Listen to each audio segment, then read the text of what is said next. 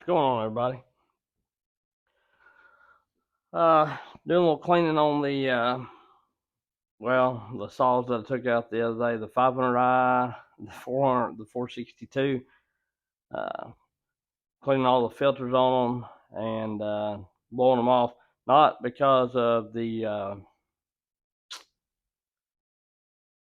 sawdust or whatever. Somebody got a little lazy and not unload them from the truck last night, and it drizzled rain on them a little bit, so they're a little wetter than I like, which I know you cut with them out in the rain and everything like that, but when I'm running the open filter style, uh, it kind of sucks. It wouldn't be so bad if I was using it, but it just sitting there collecting all the water for a couple hours really killed it. And plus, uh, like the 500i, I've got everything to put it back factory if I was to have to cut out in bad weather, which typically I don't for very long, but just for instance, if I did. Uh, but like say, me being over the saw or whatever, and I could probably makeshift cover it somewhat. But that's one setback to running the filter systems that I'm running. The bigger, longer ones that stick out. You can get the West Coast saw or the Redbeard saw filter, and they'll fit under the factory cover, but they're smooshed in there kind of tight. And so, or you can run the factory one, and you ain't got to worry about that. But I choose to run them like I've got them. Does it make that big of a difference? I don't know on power, but I know it makes a really big difference on the fines getting in there. I just took this off. First time I took it off in a long while, and I've already sprayed the filter down. I forgot to do that to show y'all. I have not touched this, and there's a little dust around the brim, but I believe that's due to. I'm gonna take y'all out of the holder real quick. I believe that's due to the me taking the filter off. That's what it looks like inside. I mean, all that is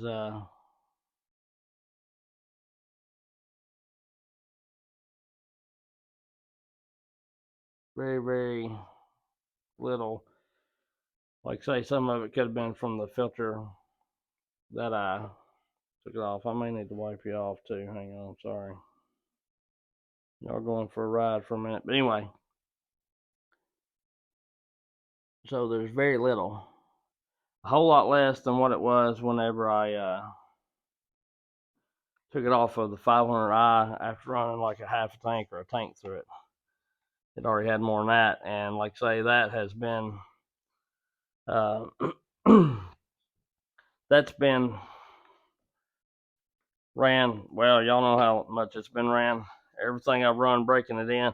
I don't know how many tanks, but every video you've seen me run the saw in or whatever, ripping, bucking, all that kind of deal. It's the way it was. I haven't cleaned it since I first put it on there. Is what I'm trying to say. So, and I wouldn't be cleaning it now if I hadn't let it get soaking wet. But I figured since it's soaking wet, I was going to take it off and blow it or let it air dry, and I really don't want to do that. So there you go.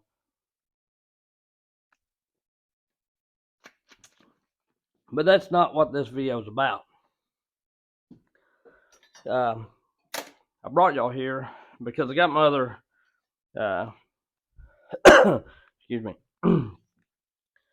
I think the seller's name's Hatch on eBay. I don't know. He has a lot of stuff on eBay, still stuff. But I contacted him, and he sent me my other two. They're very good about making stuff right. This is the 462 bar plate, and it's a right smart thinner than the factory one, if I can get it to focus as well. I believe all the newer saws, yeah, there you go. I believe all the newer saws, M-tronic saws, probably have this thin bar plate on there. And it's the same part number.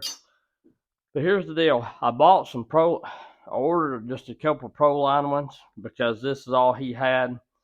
He was the cheapest person I found. Everywhere I found was about $18 to $22. He had these for like 15 or 16 bucks, which is, quite a bit of money for a bar plate, but they're OEM steel. They're a steel part for sure. But here's the deal. I ordered some Pro Line, bar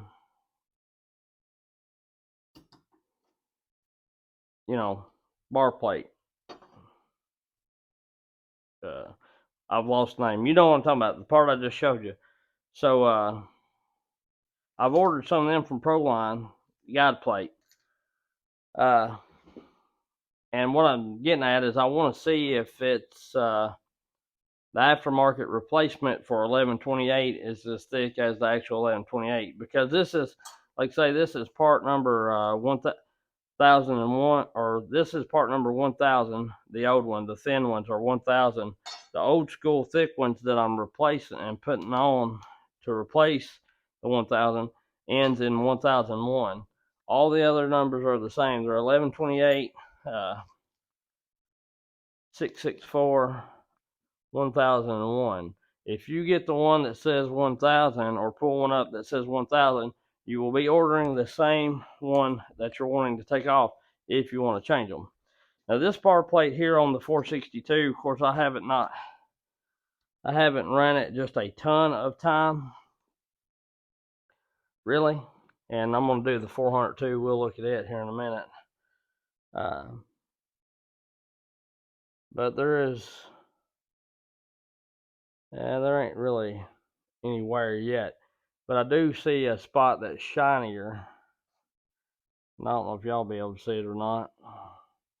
But like right in here. And that's kind of where the 500i was.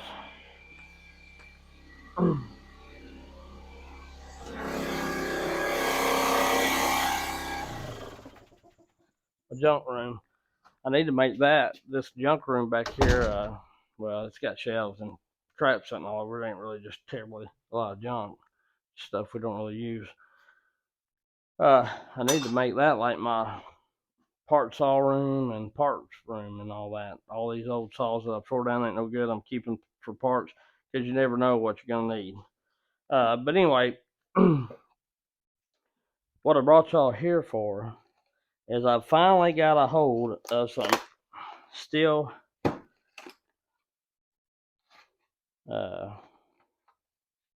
HEXA. I got 2 loops. You can order a reel. They said I could order a reel. I don't know if my local dealers got it or not. My local dealer, I found this dealer. Well, I didn't find it. It's a dealer that's not local to me. It's not very far off, but it's not just terribly local like the one here in town. So I haven't asked them. But this dealer that I looked at was a fairly big dealer, And so anyway, I ordered 2 loops of the 84 drive links, 84 drivers, because they chapped me. Probably won't ever go back there again. And I don't mean to fuss, but I don't know if it was like where they was a bigger dealer, or like they didn't know me because I hadn't bought any saws from them, or what, or if they thought I was ignorant. But I have a really bad problem sometimes. That filter that goes between my brain and my mouth does not work from time to time. I'm better than what I used to be. I try to be better, but sometimes it just don't work. I'm pretty much always been the type, if it comes across my mind, I'm going to say it. So anyway, I walk in. I'm like, do y'all have any of that STIHL HEXA chain in stock? No, we can order it. Okay. If you don't care, order me some. All right, what saws it going on? Which I've got tons of saws that I can go on. You know what I mean? I said, well, just if you don't care, I'd like to have like 2 loops of the 84 drive links, 050, 3/8 pitch, and 2 loops of the 91 drive links 05038s. What saw is it going on?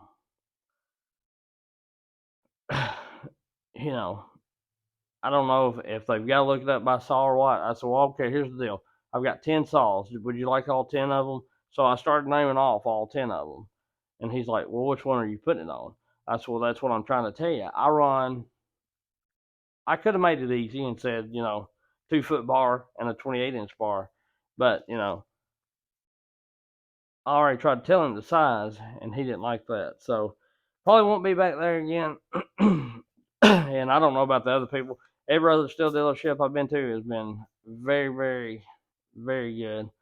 Uh, and he was all right after we had that little deal, but it just kind of ticked me off that I guess they think just because you don't work at STIHL or a STIHL dealer that you're kind of ignorant to what it takes to put on a chainsaw. I don't know if they get a lot of homeowners that come in there, and not saying nothing against that, but people that don't mess with saws or don't have the hobby of a saw, and I can't stand for somebody to tell me what I want. When I go in and I'm like, "Hey, I want this," and they're like, "No, you don't. You want this." No, if I wanted that, I told you that. So that kind of ticks me off, pisses me off when people try to tell me what I want. But nonetheless, I've got 2 loops of it. And this is what I was before I got on that little rant. You can order it by the loops, and you can order the filing kits too. Uh, the files are $10 a piece around here, around where I'm at. Uh, the files are $10 a piece if you just buy a file.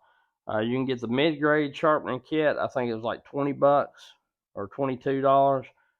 Somewhere about. I don't know what that incorporates, or you can get the I guess the top of the line sharpening kit. They said it was $35.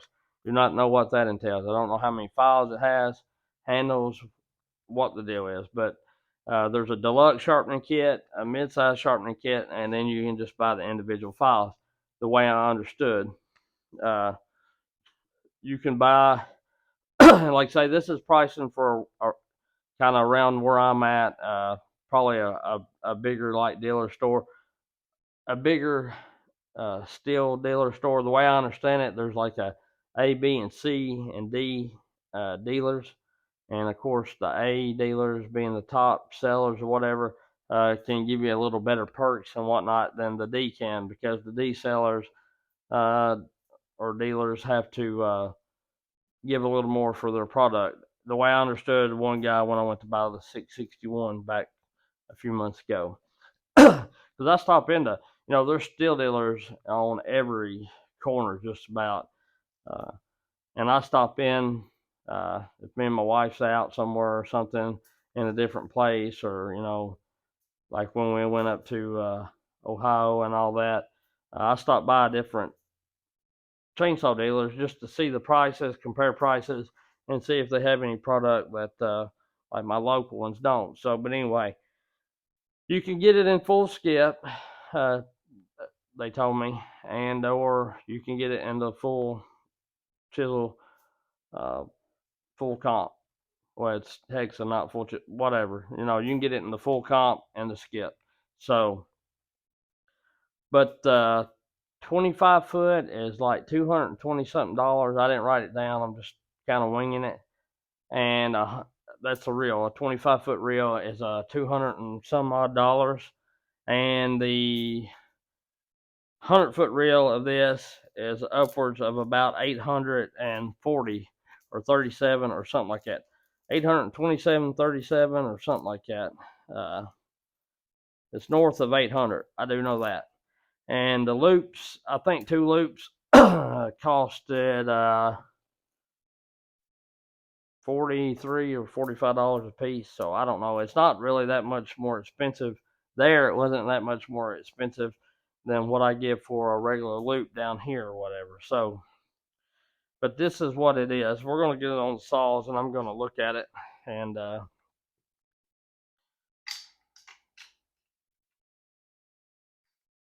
everything like that. That's it. Like that's and you know, some of them grinds I was doing is not far off from that. I've got a chain. Well, I've got the chain that I took off the 462 that I've been grinding on myself, and it's kind of close to the new grind that the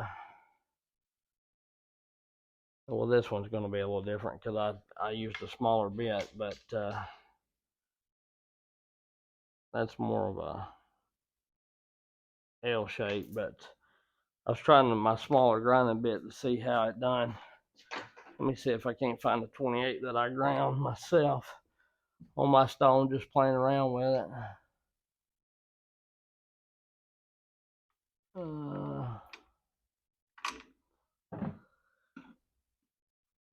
I think I may have them all out in the truck.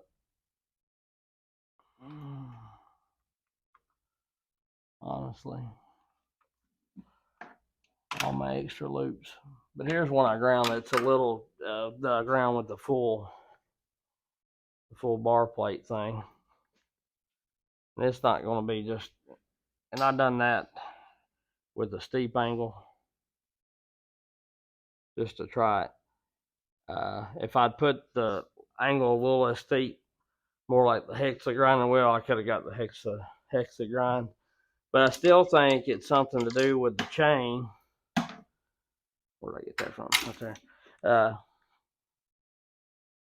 Because I want to compare this to like a normal. I don't know if the cutter's tooth is as tall, and it may be, but I don't believe that it is. I really want to compare these because I see people cutting with them and everything, but I don't see people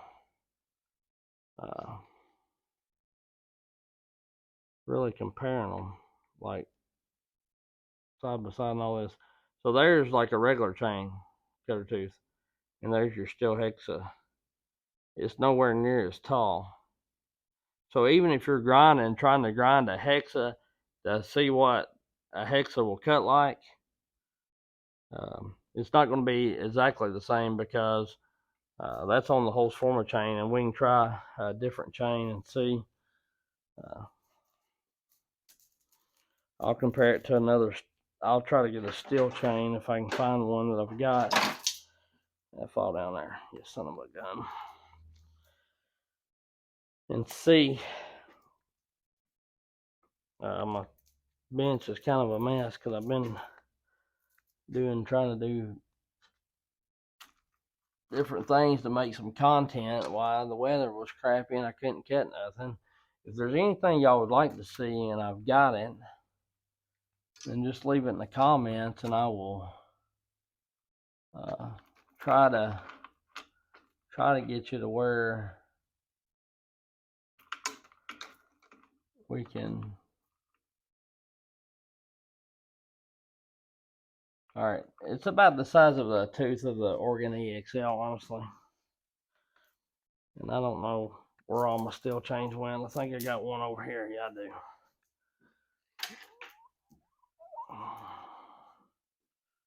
This is a steel chain. Come off the.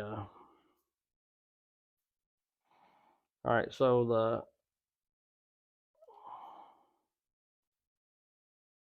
HEXA is going to be on top. And normal's going to be on the bottom. So to me, there ain't a great big difference in that tooth and the tooth size there. You know what I mean? Like they're pretty well the same height. So you could grind it on the steel chain.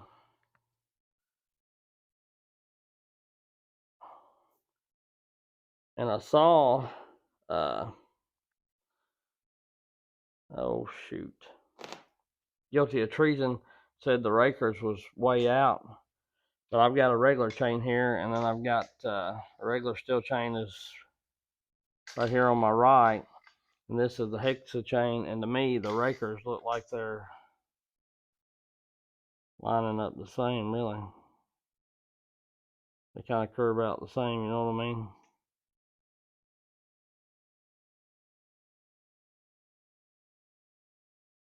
so that's pretty standard. The only thing I can see different with the HEXA is just the grind on it or whatever. So a man might be money ahead if he just gets the files for 35 bucks or $10 a piece. And I don't know if that file kit has a, like say, has a file guide and raker gauge thing or anything like that. I have no idea. But from the best I can tell from sight, the steel chain, regular chain, 33 RS or whatever it may be, is pretty well the same as the HEXA. It's 33 RH is what the HEXA is. There's all the info on it and all that. So we're man, I get all wound up. I can't talk. And like I say, everything's a mess, and I've lost my. There it is. So anyway, we're not going to cut with it tonight because it is night or dark out anyway. But the next day that I have, we're going to run it. I'm going to put one loop on the 400, and I'm going to put one loop on the 462, or I may take one of them ones I ground and just see how it and interchange and do a little racing with them. But probably what I would do, now that you can start ordering things, which I didn't order no files like a silly Billy, but because I didn't even really know for sure that they was going to be able to get the chain, is why I didn't get all wound up in ordering stuff, because they had me prepay. One dealer wasn't going to make me prepay, but this one, I guess, where they didn't know me that well, was going to made me prepay or whatever. And the thing is, I didn't want to be out a bunch of daggone money, and I bought some other stuff too, but I didn't want to be out a bunch of daggone money and then them not get my stuff in, and then, you know, lo and behold, there you are.